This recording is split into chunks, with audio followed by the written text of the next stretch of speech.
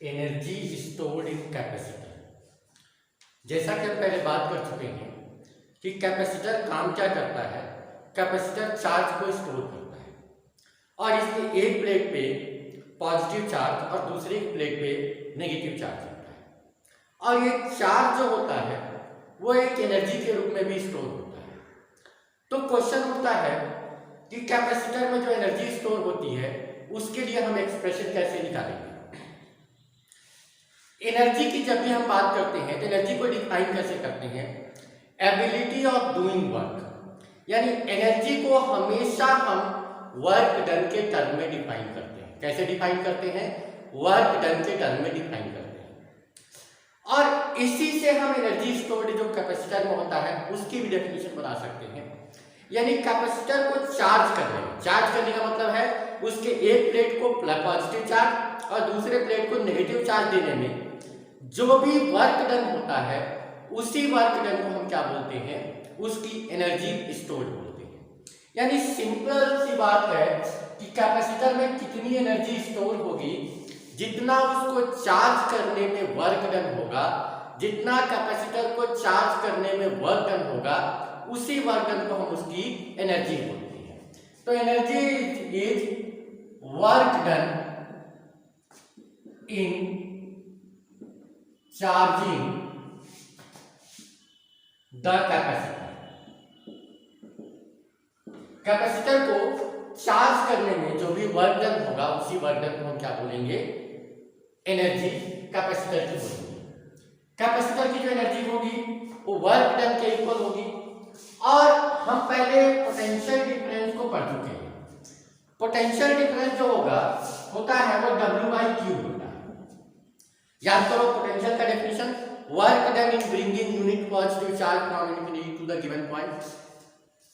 यहां पर जो पोटेंशियल है वो कांस्टेंट नहीं होता है, क्योंकि कैपेसिटर शुरू में क्या होगा, जीरो चार्ज होगा और जैसे जैसे हम उसका चार्ज इंक्रीज करेंगे, ठीक है, तो वैसे वैसे उसकी चार्जिंग की फिनोमेना टेक प्लेस करेगी। यानी यहाँ पर जो चार्ज का अमाउंट है वो कांस्टेंट नहीं है, वो धीरे धीरे क्या हो रहा है, इंक्रीज हो रहा है। और चूंकि वो धीरे धीरे इंक्रीज हो रहा है इसलिए हम जो वर्क डन भी निकालते हैं या जो एनर्जी स्टोर भी निकालते हैं वो पहले स्मॉल के लिए निकालते हैं। और आपको प्रोसेस पता है, जब हम स्मॉल के लिए निकाल लेते हैं और उसी को हमें क्या करना होता है, एक्सटेंड करना होता है, तो हम इंटीग्रेशन यूज करते हैं। तो यहाँ पर भी हम वही फंडा यूज करेंगे। सबसे पहले एक स्मॉल चार्ज देने में कितना वर्क डन होगा उसको निकाल देते हैं। Work done in giving a small charge dq, केवल स्मॉल चार्ज dq देने में देखो वर्क डन किसके इक्वल हो जाएगा, ये मल्टीप्लाई हो जाएगा। तो स्मॉल वर्क डन जो हो जाएगा वो हो जाएगा v into dq। इसी को मैंने क्या किया, यहाँ मल्टीप्लाई कर दिया है और चूंकि स्मॉल चार्ज dq लिया है, चार्ज मैंने क्या लिया है, dq स्मॉल चार्ज दिया है, तो इसको स्मॉल चार्ज से मल्टीप्लाई कर दिया। और जब टोटल निकालेंगे तो इसी को क्या करेंगे, इंटीग्रेट करेंगे। टोटल वर्क डन इन चार्जिंग Q, और यही जो चार्ज एज पर डेफिनेशन क्या होता है, उसकी एनर्जी स्टोर होती है। तो यही जो हो जाएगा यानी इंटीग्रेशन ऑफ dw या integration of v into dq। और इंटीग्रेशन कहां से, शुरू में ऑब्वियसली जब हम उसको चार्ज देना शुरू करेंगे तो हमारा कैपेसिटर क्या होगा, अनचार्ज होगा, जीरो चार्ज होगा। तो इनिशियल चार्ज क्या है, उस पे जीरो है और फाइनली मान लो मुझे मैंने उसको q चार्ज दे दिया तो 0 to q इंटीग्रेशन की लिमिट हो जाएगी। और q इज इक्वल टू क्या होता है, c into v होता है। तो मैं यहाँ पे v को क्या लिख सकता हूँ, q/c लिख सकता हूँ। तो मैं यहाँ पे v की जगह पे क्या लिख सकता हूँ, 0 to q, और ये लिख रहा हूँ q/c into dq। c capacitance constant होता है, किसी भी कैपेसिटर का जो कैपेसिटेंस होता है वो कांस्टेंट होता है, याद करिए कांस्टेंट से ही आता है। तो 1/c कांस्टेंट का बाहर हो गया और q पे पावर 1 है, q पे पावर 1 है तो इंटीग्रेशन का क्या फॉर्मूला होता है, x dx अगर बात करें तो पावर 1 है, एक पावर ऐड हो जाता है, ये हो जाएगा x to the power 1 plus 1 upon 1 plus 1। यानी कि ये इंटीग्रेशन कितना हो जाएगा, x² हो जाएगा। यहाँ पर q dq है तो यहाँ पर इंटीग्रेशन क्या हो जाएगा, q² हो जाएगा 0 to q। और इसी को मैं upper limit minus lower limit करूंगा, तो क्योंकि जब 0 रखेंगे तो 0 हो जाएगा, ये 0 स्क्वायर बाई 2 यानी 0 हो जाएगा। तो 1 बाई सी, यहाँ पर अपर लिमिट क्या हो जाएगा, क्यू स्क्वायर बाई 2 माइनस क्या हो जाएगा 0। तो इस तरह से मैं क्या कह सकता हूँ, ये हो जाएगा, और यानी कि जो कैपेसिटेंस हो जाएगा क्यू स्क्वायर बाई 2c। यही एक्सप्रेशन हो जाएगा किसी कैपेसिटर में जो एनर्जी स्टोर होगी उसके लिए। तो किसी कैपेसिटर में कितनी एनर्जी स्टोर होती है, क्यू स्क्वायर बाई 2c। जो एनर्जी स्टोर के लिए फॉर्मूला मिला, क्या मिला, क्यू स्क्वायर बाई 2c के बराबर मिला।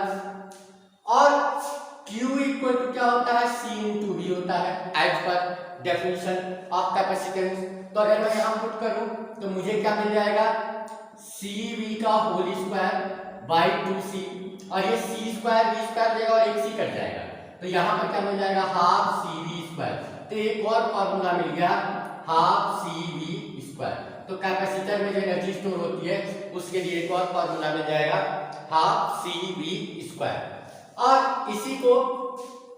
इसी चीज को चाहे तो यहाँ पर मैं इसको ऐसे लिख सकता हूँ कि एनर्जी जो होगी वो हाफ CV इंटू वी लिख सकते हैं, और C इंटू वी को क्या लिख सकते हैं, Q लिख सकते हैं। एक और फॉर्मूला मिल जाएगा, हाफ Q इंटू वी। ये भी क्या होगा, जो कैपेसिटर में जो एनर्जी स्टोर होगी उस एनर्जी स्टोर के लिए फॉर्मूला मिल जाएगा। तो मुझे यहाँ पर कैपेसिटर के जो एनर्जी स्टोर हो रही है उसके लिए 3 फॉर्मूला मिल रहा है, Q square by 2c, half CV square, और क्या है, half Q into V. A dielectric slab is introduced in parallel path capacitor, keeping battery connected. Battery को हमने क्या रखा है, कनेक्टेड रखा है, और उसके कारण क्या इफेक्ट पड़ेगा उसके कैपेसिटेंस पे, पोटेंशियल डिफरेंस पे, चार्ज स्टोर पे और एनर्जी स्टोर पे, इन सब पे क्या इफेक्ट पड़ेगा। हम क्या कर रहे हैं कि एक का पैरेलल पे कैपेसिटर है, उसको बैटरी के दोनों एंड से कनेक्ट कर दे रहे हैं। कनेक्ट करने के बाद उसमें एक डाइलेक्ट्रिक स्लैब को इंट्रोड्यूस कर देते हैं और बैटरी को कनेक्ट रहने देते हैं। बैटरी को हमने नहीं हटाया, उसके बाद क्या इफेक्ट पड़ेगा ये डिस्कशन करना है। ये क्वेश्चन है जो कि बोर्ड में बहुत बार पूछा गया है, तो इसलिए इंपॉर्टेंट क्वेश्चन है, थोड़ा सा ध्यान देंगे। यहां पर पहली सिचुएशन में, जो पहली सिचुएशन है उसमें बैटरी से ऐसे कनेक्ट करके कनेक्टेड रहने दिया, ठीक। अभी क्या है कि जो बैटरी का ये एंड है, ये कैपेसिटर का जो ये प्लेट है, और जो नेगेटिव प्लेट है बैटरी के नेगेटिव एंड से कनेक्टेड है, तो जो भी बैटरी का पोटेंशियल डिफरेंस होगा वो कैपेसिटर का पोटेंशियल डिफरेंस होगा। इसके बाद क्या कर रहा है, बैटरी को तो एज इट इज रहने दिया, कैपेसिटर का जो प्लेट है बैटरी से कनेक्टेड रहने दिया, और इसमें एक डाइलेक्ट्रिक स्लैब इंट्रोड्यूस कर दिया। तो इससे क्या होगा, देखो अभी भी क्या है, ये बैटरी के दोनों एंड से कनेक्टेड है। बैटरी का तो पोटेंशियल डिफरेंस वही रहेगा, बैटरी का तो पोटेंशियल डिफरेंस चेंज होगा नहीं, तो बैटरी का जो पोटेंशियल डिफरेंस है वो सेम रहेगा। और अभी भी जो इसका ये एंड है पॉजिटिव से कनेक्टेड है, ये एंड क्या है नेगेटिव से कनेक्टेड है। तो जब कनेक्टेड रहेगा तो जो इसका पोटेंशियल डिफरेंस होगा वही इसका पोटेंशियल, क्योंकि यहाँ पर देखो कोई भी पोटेंशियल ड्रॉप नहीं होगा, पोटेंशियल डिफरेंस नहीं होगा। पोटेंशियल डिफरेंस कब होगा, जब बीच में कोई रेजिस्टेंस आएगा, तो जो इस पॉइंट का पोटेंशियल वही इस पॉइंट का पोटेंशियल, जो इस पॉइंट का पोटेंशियल वही इस पॉइंट का पोटेंशियल। यानी कैसे अगर हम बैटरी को कनेक्टेड रहने देते हैं तो क्या होगा कि उसका जो पोटेंशियल डिफरेंस रहेगा वो सेम रहेगा। तो यहाँ पर जो याद रखने वाली बात रहेगी वो क्या रहेगी कि जो पोटेंशियल डिफरेंस होगा, potential difference will be same. यानी कि अगर कनेक्टेड करने से पहले, अगर बिफोर कनेक्शन, यहां पर थोड़ा सा बिफोर कनेक्शन, बिफोर इंसर्शन,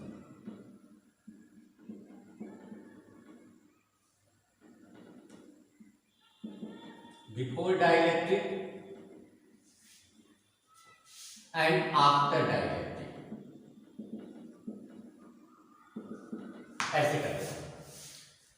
तो अगर पोटेंशियल पहले के केस में जो पोटेंशियल है वो V नॉट है, तो मैंने कहा कि बैटरी पहले भी बैटरी के दोनों एंड से कनेक्टेड था, तो पहले भी जो इसका पोटेंशियल डिफरेंस होगा बैटरी का पोटेंशियल डिफरेंस होगा, अभी भी कनेक्टेड है तो अभी भी जो बैटरी का पोटेंशियल डिफरेंस होगा कैपेसिटर के दोनों प्लेट का पोटेंशियल डिफरेंस होगा, यानी अभी भी जो पोटेंशियल डिफरेंस होगा वो क्या होगा, V0 होगा। तो पोटेंशियल डिफरेंस में कोई चेंज नहीं आएगा। अब बात कर लेते हैं कैपेसिटेंस की। जो कैपेसिटेंस होगी उस पर क्या इफेक्ट पड़ेगा। देखो अगर यहाँ पर बात करें तो इसके प्लेट्स के बीच में क्या है, एयर है, तो एयर जितने इसमें कैपेसिटेंस मान ले C0 है तो क्या हो जाएगा, एप्सिलॉन नॉट A/D हम फॉर्मूला पढ़ चुके हैं कि कैपेसिटर के प्लेट्स के बीच में अगर एयर है तो कैपेसिटेंस क्या होगी, एप्सिलॉन नॉट A/D होगी। अब सेकंड केस में जो कैपेसिटेंस हो जाएगा वो क्या हो जाएगा, एप्सिलॉन नॉट K A/D हो जाएगा। क्योंकि अभी हमने क्या किया है, इसके मीडियम के बीच में हमने क्या किया है, एक डाइलेक्ट्रिक मीडियम रख दिया है, तो डाइलेक्ट्रिक मीडियम रखते ही क्या हो जाएगा, capacitance epsilon not K A/D हो जाएगा। और एप्सिलॉन नॉट A/D किसके इक्वल है, C0 के इक्वल है। इसमें K टर्म एक्स्ट्रा है तो मैं क्या लिख सकता हूं, K * C0 लिख सकता हूं। तो कैपेसिटेंस देखिए क्या हो जाएगा, K टाइम्स इंक्रीज हो जाएगा, क्योंकि K की वैल्यू तो हमेशा 1 से ज्यादा होगी। तो कैपेसिटेंस जो होगा वो इस केस में इंक्रीज हो जाएगा। कैपेसिटेंस क्या होगा इस केस में, इंक्रीज हो जाएगा। अब बात करते हैं चार्ज की। तो देखो पहले जो चार्ज होगा वो जाएगा C0 * V0। अभी जो चार्ज होगा मान लेते हैं Q है तो वो किसके इक्वल हो जाएगा, C * V। C क्या हो गया, K0 टाइम्स हो गया, यानी K * C0, और V क्या रहा, सेम रहा V0। तो हम क्या देख रहे हैं, C0 V0 Q0 के इक्वल है, तो ये भी क्या हो जाएगा, K टाइम्स Q0 हो जाएगा, यानी चार्ज भी क्या हो जाएगा, क्या किया आपने, Q = CV फॉर्मूला लगाया, पोटेंशियल से में कैपेसिटेंस क्या K टाइम्स K C0 हो गया आफ्टर इंसर्शन, तो ये क्या हो गया, K * C0 हो गया, यानी कि जो चार्ज होगा वो भी क्या होगा, इंक्रीज हो जाएगा। जो चार्ज होगा वो भी क्या हो जाएगा, इंक्रीज हो जाएगा। अब बात करते हैं एनर्जी पे क्या इफेक्ट पड़ेगा। तो एनर्जी जो पहले स्टोर थी वो कितनी थी, हाफ C0 * V0 स्क्वायर। पहले एनर्जी कितनी थी, ये थी। अब एनर्जी जो हो जाएगी U0, अब जो एनर्जी हो जाएगी वो हाफ C * V स्क्वायर हो गया।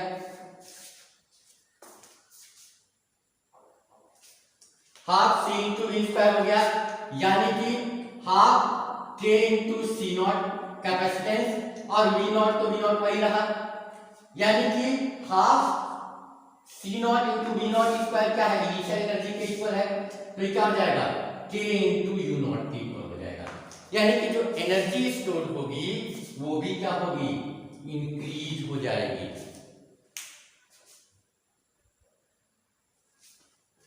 जो एनर्जी स्टोर होगी वो भी क्या हो जाएगी, इंक्रीज हो जाएगी। फिर से बात समझ लेते हैं हमने किया क्या है। कह रहा है कि कैपेसिटर के 2 प्लेट्स हैं और बैटरी को कनेक्ट रखते हुए हम क्या कर रहे हैं, उसमें एक कैपेसिटर का डाइलेक्ट्रिक प्लेट क्या कर रहे हैं, डाइलेक्ट्रिक उसमें इंसर्ट कर रहे हैं। तो डाइलेक्ट्रिक इंसर्ट करने में देखो क्या है कि जो पोटेंशियल डिफरेंस होगा, इस पॉइंट का पोटेंशियल इस पॉइंट के इक्वल होगा, इस पॉइंट का पोटेंशियल इस पॉइंट के इक्वल होगा। तो जो पोटेंशियल डिफरेंस इसका होगा वो बैटरी के इक्वल होगा। वो किसके इक्वल होगा, बैटरी के इक्वल होगा। और बैटरी कनेक्टेड रह रहा है, बैटरी तो चेंज हुआ नहीं है, तो जो पोटेंशियल डिफरेंस होगा, अगर ऐसा सिचुएशन है बैटरी को कनेक्ट रखते हुए अगर कुछ कर रहे हैं तो पोटेंशियल डिफरेंस मेरा क्या रहेगा, सेम रहेगा। कैपेसिटेंस का जो कैपेसिटर होता है वो एप्सिलॉन नॉट A/D होता है, क्या हो जाएगा। और जब डाइलेक्ट्रिक मीडियम इंट्रोड्यूस करेंगे तो क्या हो जाएगा, formula epsilon not K A/D, यानी कैपेसिटेंस क्या हो जाएगा, K टाइम्स इंक्रीज हो जाएगा। चार्ज पहले Q0 किसके इक्वल था, C0 CV होता है फॉर्मूला, और C K times into C0 into V0, V तो सेम रहा, और कैपेसिटेंस क्या हो गया, K इनटू C0 हो गया। तो यहाँ पर क्या हो जाएगा, और C0 इनटू V0 क्या है, Q0 के इक्वल है, तो डेफिनेटली चार्ज क्या हो जाएगा, K टाइम्स हो जाएगा, यानी चार्ज इंक्रीज हो गया। ऐसे ही मैंने एनर्जी निकाल दिया, पहले energy half C0 into V0 रहा, अब एनर्जी क्या हो गया, हाफ CV स्क्वायर, यानी K into C0 into V square, यानी एनर्जी स्टोर्ड भी क्या हो जाएगा, K टाइम्स इंक्रीज हो जाएगा। अब इसी प्रॉब्लम को थोड़ा सा दूसरे तरीके से कोशिश करते हैं कि बैटरी को क्या कर दिया, डिस्कनेक्ट कर दिया। बैटरी को डिस्कनेक्ट कर देते हैं अगर, तो क्या सिचुएशन बनती है, मतलब पहले इसको चार्ज कर दिया और चार्ज करने के बाद मैंने बैटरी डिस्कनेक्ट कर दिया। पहले मैंने क्या कर दिया, इसको चार्ज कर दिया और चार्ज करने के बाद बैटरी डिस्कनेक्ट कर लिया। इसके इस प्लेट पे कुछ चार्ज स्टोर होगा, इस प्लेट पे प्लस क्यू या माइनस क्यू चार्ज स्टोर हो गया। और अब क्या करना है, डाइलेक्ट्रिक को इंट्रोड्यूस करना है। तो चार्ज अभी देखो क्या है, अभी तो ये कहीं से कुछ भी इसको नहीं है, हमने बैटरी से डिस्कनेक्ट कर दिया है। तो जो डाइलेक्ट्रिक है वो चार्ज को कंडक्ट करेगा नहीं, यानी इस प्लेट का चार्ज इस प्लेट पर रहेगा और इस प्लेट पे चार्ज इस प्लेट पर रहेगा। तो अगर बैटरी को डिस्कनेक्ट करके अगर हम डाइलेक्ट्रिक इंट्रोड्यूस करेंगे तो उस केस में क्या होगा, उस केस में जो चार्जेज होंगे यहाँ पर, वो यहाँ का चार्ज यहाँ पे रहेगा, यहाँ का चार्ज यहाँ पे रहेगा, यानी जो चार्ज स्टोर होगा वो क्या रहेगा, कांस्टेंट रहेगा।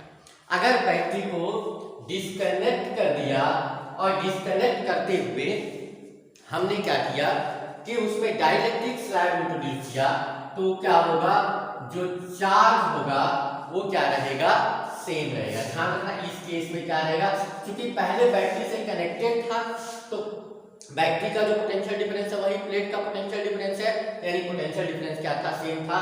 इस केस में क्या रहेगा, चार्ज हमारा सेम रहेगा। अब बात कर लेते हैं कैपेसिटेंस, तो वही हो, कैपेसिटेंस का तो चार्ज में कोई इफेक्ट पड़ता नहीं है। पहले जब इनके बीच में एयर था तो epsilon not a by d था।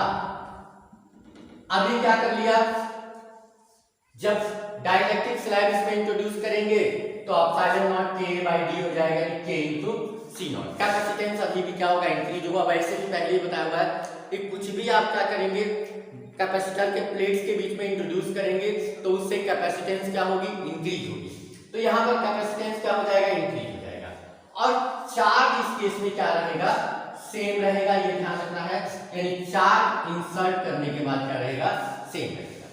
अब बात करते हैं पोटेंशियल डिफरेंस। पहले पोटेंशियल डिफरेंस V नॉट था, अब पोटेंशियल डिफरेंस पे क्या इफेक्ट पड़ेगा, तो जो पोटेंशियल डिफरेंस हो जाएगा वो हो जाएगा Q by C।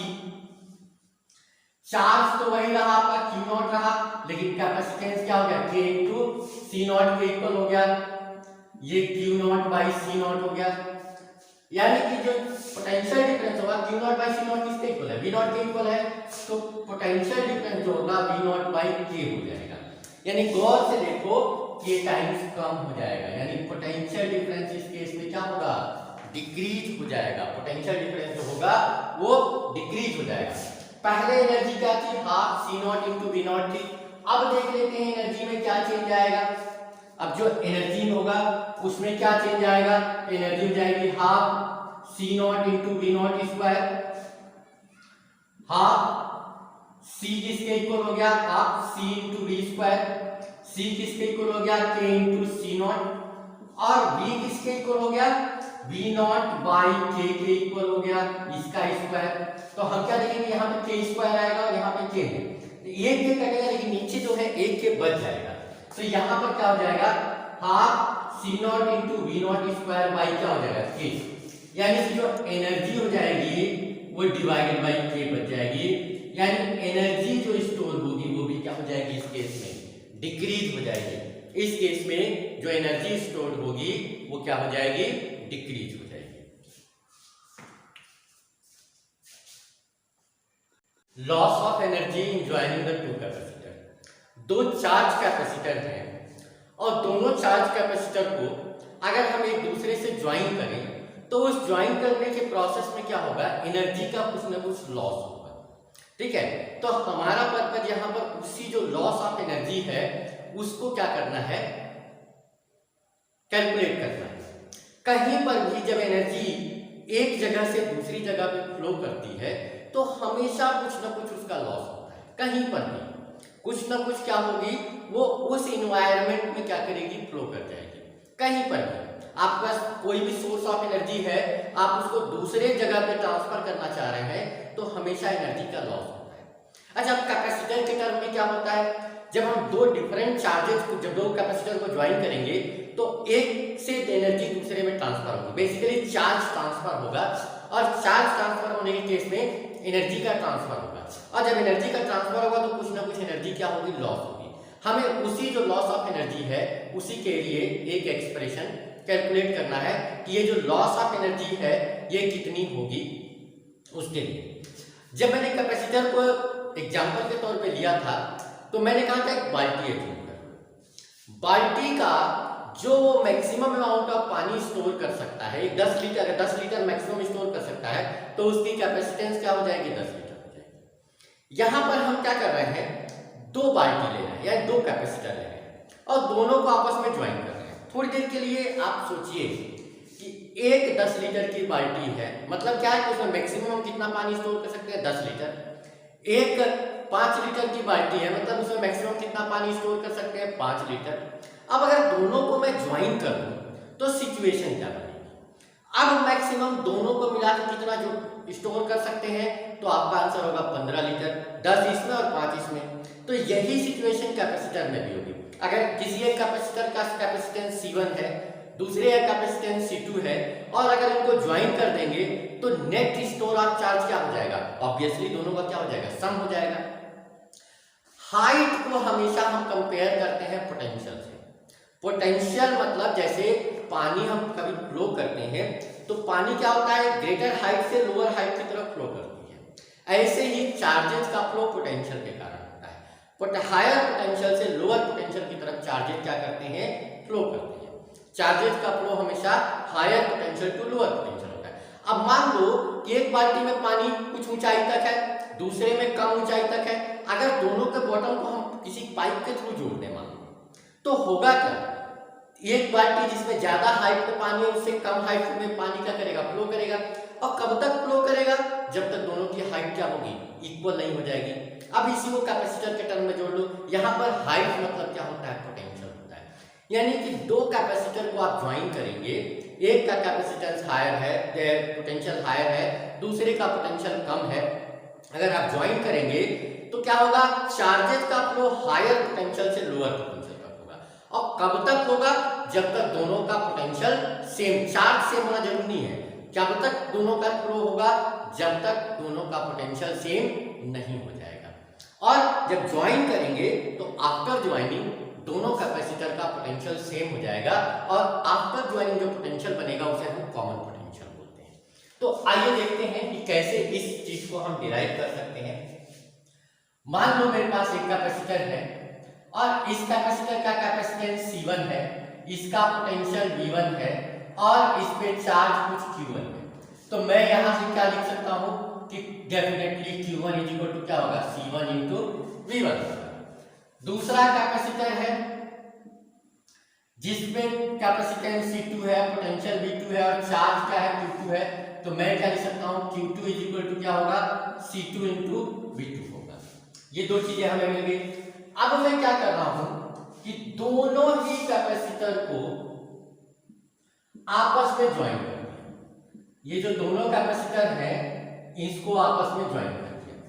ज्वाइन करने के बाद क्या होगा, एक तो चार्ज कंजर्व है, चार्ज आप लोग अगर पढ़ा होगा तो चार्ज क्या है, कंजर्व है, यानी जितना पहले इन दोनों को मिला के चार्ज होगा, चार्ज अभी भी क्या होगा, इसमें सेम होगा।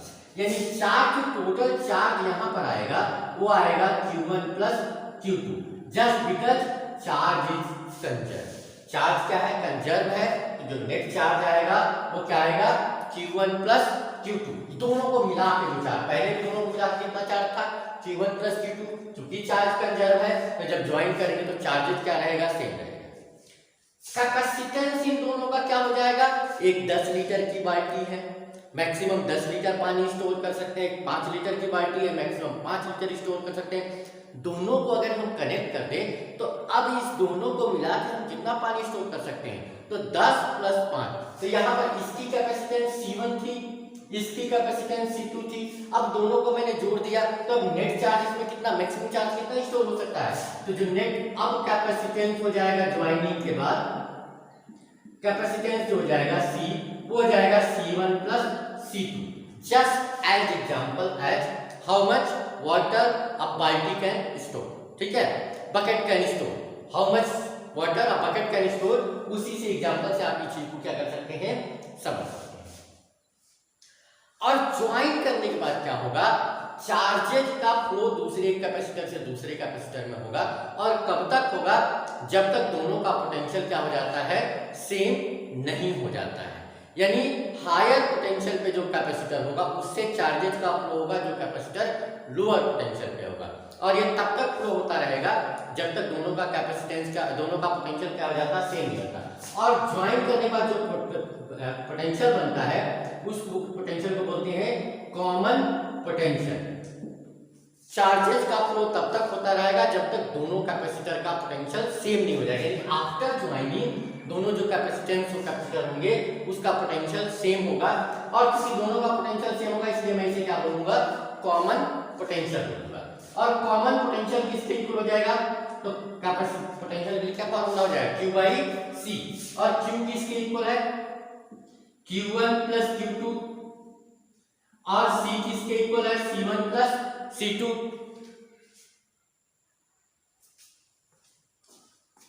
और Q1 किसके इक्वल है, C1 V1, और Q2 किसके इक्वल है, C2 V2। तो कॉमन पोटेंशियल के लिए फॉर्मूला क्या हो जाएगा, C1 V1 plus C2 V2 by C1 plus C2। इस तरह से हम कॉमन पोटेंशियल के लिए एक्सप्रेशन निकाल सकते हैं। तो ज्वाइन करने के बाद इसमें चार्ज कितना हो जाएगा, Q1 प्लस Q2, कैपेसिटेंस कितना हो जाएगा, C1 प्लस C2, और कॉमन पोटेंशियल कितना हो जाएगा, C1 V1 plus C2 V2 upon C1 plus C2। अब बात करते हैं कि लॉस कितना होगा। तो लॉस आप निकालते कैसे, मान लो आप 100 रुपए लेके बाजार गए और आपने कुछ गिरा दिया और वापस आए आपके पास 80 रुपए है, तो आपको कितना लॉस हुआ, आप क्या कैसे कैलकुलेट करेंगे, जितना आपके पास इनिशियल अमाउंट है और जितना आपके पास फाइनल अमाउंट है उन दोनों को माइनस करेंगे, यानी 100 रुपए जो आपके पास पहले थे और आपने कुछ गिरा दिया, आपके पास बचे कितने, 80 रुपए बचे हैं, तो 100 में से 80 को जब माइनस करेंगे तो आपको क्या मिलेगा, जितना लॉस हुआ अमाउंट वो मिल जाएगा। तो लॉस अमाउंट हमेशा कैसे कैलकुलेट करेंगे, इनिशियल माइनस फाइनल, यानी लॉस ऑफ एनर्जी अगर मुझे कैलकुलेट करना है तो जो total initial amount of energy थी माइनस जो total final amount of energy.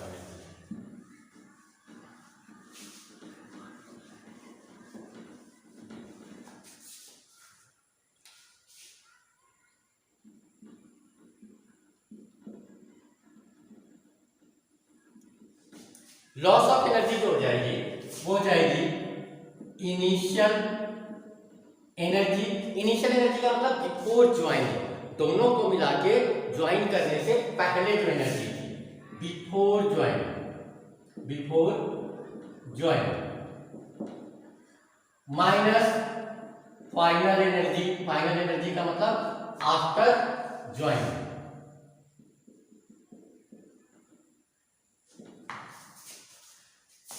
Initial कितना था, दो कैपेसिटर थे, पहले वाले में कितना था, half C1 V1 square plus half C2 V2 square, ये दोनों को मिला के इनिशियल एनर्जी हो गई, और फाइनल से दोनों एक ही बन गए तो half C into V square हो जाएगा। इस हाफ को नीचे कर देते हैं, क्या मिल जाएगा, C1 V1 square plus C2 V2 square upon 2 लिख सकते हैं, और यहां पर हाफ C किसके इक्वल था, C1 प्लस C2, और V क्या है, कॉमन पोटेंशियल है, ये किसके इक्वल था, C1 V1 plus C2 V2 upon C1 plus C2 का होल स्क्वायर, ऐसे लिख सकते हैं। यहां पर इसका भी होल स्क्वायर आएगा, इसका भी होल स्क्वायर, लेकिन यहां पर एक C1 C2 है, एक C1 C2 यहां से कट जाएगा, C1 C2 यहां पर भी, और यहां पर क्या होगा, न्यूमरेटर का होल स्क्वायर अपॉन डिनोमिनेटर का होल स्क्वायर होगा, एक C1 C2 यहां से कट जाएगा, क्या मिल जाएगा, C1 V1 square plus C2 V2 square divided by 2 minus C1 V1 plus C2 V2 का होल स्क्वायर अपॉन 2 यहां नीचे है तो 2 और C1 प्लस C2 हो जाएगा। होप सो क्लियर होगा, क्योंकि यहां पर क्या होगा, C1 प्लस C2 का स्क्वायर आएगा और एक C1 प्लस C2 यहां से क्या हो जाएगा, कैंसिल आउट हो जाएगा। अब अगर एलसीएम लें तो 2 तो दोनों जगह है, ये नीचे यहां पर क्या एक्स्ट्रा टर्म है, C1 प्लस C2, तो जब एलसीएम लेंगे तो C1 प्लस C2 इधर मल्टीप्लाई हो जाएगा, तो मुझे मिलेगा क्या, C1 V1 square plus C2 V2 square into C1 plus C2, ये टर्म आके यहां मल्टीप्लाई हो जाएगा जब एलसीएम लेंगे तो, और माइनस ये a प्लस b का होल स्क्वायर क्या हो जाएगा, C1 V1 का whole square a square plus C2V2 का whole square B square plus 2AB 2C1C2 V1V2 upon 2C1 plus C2 ऐसे लिख सकते हैं। होप ये पॉइंट क्लियर होगा। एलसीएम लिया 2 है तो 2 ऑलरेडी आ गया, यहाँ C1 C2 एक्स्ट्रा टर्म है, यहाँ नहीं है तो ये टर्म यहाँ मल्टीप्लाई हो जाएगा और ये मैंने a प्लस b का होल स्क्वायर का जो फॉर्मूला है वही लिख दिया है। अब अगर इसको सॉल्व करें तो देखो ये इससे मल्टीप्लाई होगा, ये इससे मल्टीप्लाई होगा, फिर ये इससे मल्टीप्लाई होगा, इससे तो अगर इसको इससे मल्टीप्लाई करें तो C1 इंटू C1 क्या हो जाएगा C1 स्क्वायर V1 स्क्वायर, ये जो हो जाएगा C1 और C1 मल्टीप्लाई होकर C1 स्क्वायर हो जाएगा और V1 स्क्वायर तो है ये। अब इसको अगर यहाँ मल्टीप्लाई करेंगे तो क्या हो जाएगा C1 C2 V1 स्क्वायर, ये इधर मल्टीप्लाई होगा तो C1 C2। अब ये इससे मल्टीप्लाई करते हैं तो क्या हो जाएगा ये C1 C2 यहाँ मल्टीप्लाई होके V2 स्क्वायर और ये इसमें मल्टीप्लाई होगा तो C2 इंटू C2 तो ये हो जाएगा C2 स्क्वायर V2 स्क्वायर और ये माइनस हुआ तो अंदर के सारे साइन चेंज हो जाएंगे C1 square V1 square C2 square V2 square minus 2C1 C2 V1 V2 upon 2C1 plus C2। Hope ये पॉइंट क्लियर होगा। इसको पहले यहां मल्टीप्लाई किया तो C1 मल्टीप्लाई C1 स्क्वायर हो गया, V1 स्क्वायर ऑलरेडी है, ये इससे मल्टीप्लाई हो गया C1 C2 और V1 स्क्वायर ऑलरेडी है, ये इससे मल्टीप्लाई हुआ, इससे मल्टीप्लाई हुआ C1 C2 और V2 स्क्वायर, फिर C2 स्क्वायर और V2 स्क्वायर, ठीक, और ये मैंने माइनस कर दिया। तो इस तरह से मैंने इसको एक्सप्रेशन किया। अब देखो C1 स्क्वायर V1 स्क्वायर से कट जाएगा यहाँ से और C2 स्क्वायर V2 स्क्वायर से कट जाएगा, जो दो टर्म होंगे इसमें वो कट जाएंगे।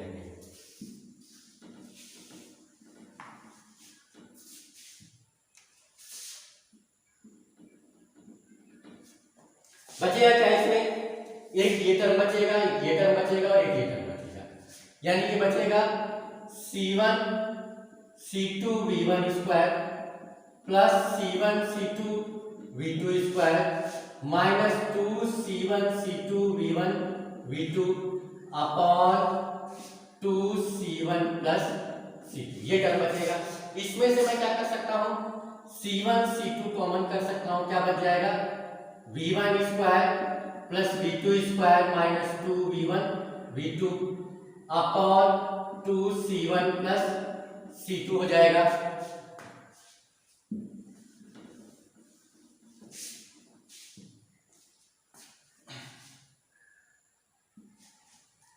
ये क्या है a माइनस बी का होल स्क्वायर, ये एक्चुअली है क्या a माइनस बी का होल स्क्वायर। तो यहाँ पर क्या मिल जाएगा C1 C2 और ये हो जाएगा V1 माइनस V2 का whole square upon 2C1 plus C2, और यही क्या होगा लॉस ऑफ एनर्जी के लिए फॉर्मूला होगा, यही क्या हो जाएगा लॉस ऑफ एनर्जी के लिए फॉर्मूला हो जाएगा। ठीक है, तो लॉस ऑफ एनर्जी जो कैपेसिटर को दो कैपेसिटर चार्ज कैपेसिटर को आपस में जोड़ते हैं तो लॉस ऑफ एनर्जी के लिए क्या फॉर्मूला हो जाएगा C1 C2 V1 minus V2 का whole square upon 2C1 plus C2।